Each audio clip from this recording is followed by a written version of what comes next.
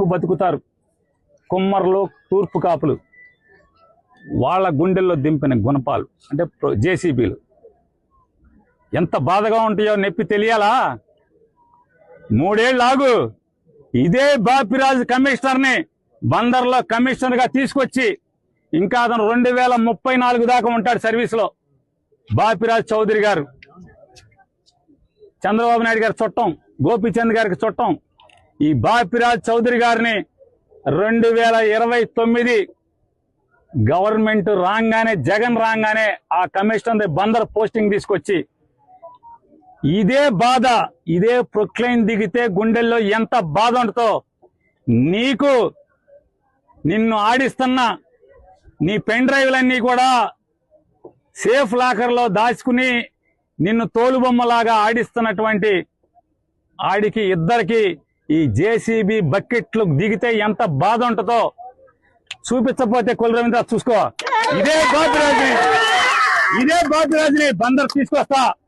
ఇదే పోలీసులు ఎవరెవరైతే ఉన్నాడో, పొద్దున ఒకడు ఉన్నాడు చల్లగా శంపందిలాగా ఉన్నాడు, ఆడిని కూడా ఇక్కడికే తీసుకొచ్చి ఇక్కడే నీ ఇళ్ళకి కాపలా పెట్టి బందోబస్తు పెట్టి నువ్వు ఎట్లా అయితే వస్తే వీళ్ళందరినీ ఈడిపించావో, చొక్కాలు పట్టుకుని, చీరలు పట్టుకుని, జాకెట్లు పట్టుకుని ఈడిపించావో ఈ మనుషుల్ని, అట్లాగే నిన్ను నీ కోసం వచ్చిన ప్రతి ఒక్కరిని ఇదే పోలీసులు వాళ్ళు ఎవడెవడైతే వచ్చాడో సిఐలు, ఎస్ఐలు మొత్తం అందరినీ నీ ఇళ్ల చుట్టూ, బైపాస్ లో ఇంటి చుట్టూ, ఇక్కడ పార్కులో కట్టిన ఇంటి చుట్టూ అదే పోలీసుల్ని పెట్టి, అదే బాపురాజుని పెట్టి, గోపాలరావు అసిస్టెంట్ కమిషనర్ ఒకన్నాడు, ఎవరెవరైతే ఈ పాడు పనులు, తప్పుడు పనులు ఇన్వాల్వ్ అయ్యారో నోటీసులు ఇవ్వకుండా, ఏసీపీ నీ ఇంటికి ప్లాన్ లేదు, నీ ఇల్లు ఎక్కడో నాకు తెలుసు, నీకు తెలుసు, అలాగే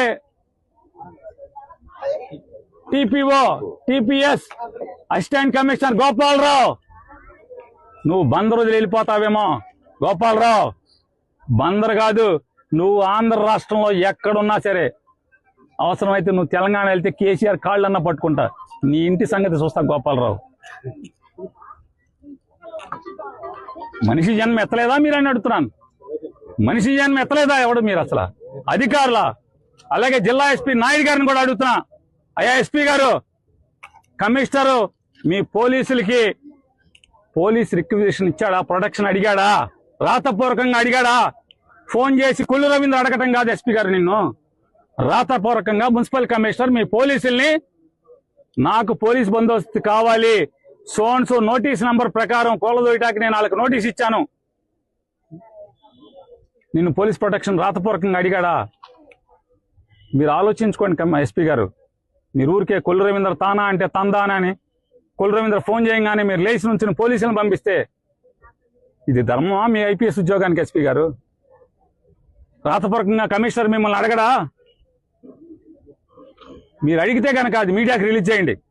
మున్సిపల్ కమిషనర్ బాపిరాజు చౌదరి మీకు మున్సిపాలిటీ నుంచి అధికారికంగా నేను పలానా చోట నోటీస్ ఇచ్చాను, ఆ నోటీస్ మీరిపోయింది, నాకు అక్కడ ఇల్లు కూలదోయటానికి పోలీస్ ప్రొటెక్షన్ కావాలని చెప్పని మీకు రాతపూర్వకమైన నోటీసు చిలకలపూడి సిఐకి ఇచ్చాడా?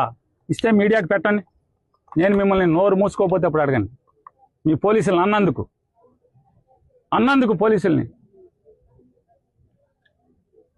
పోలీసులు అన్నందుకు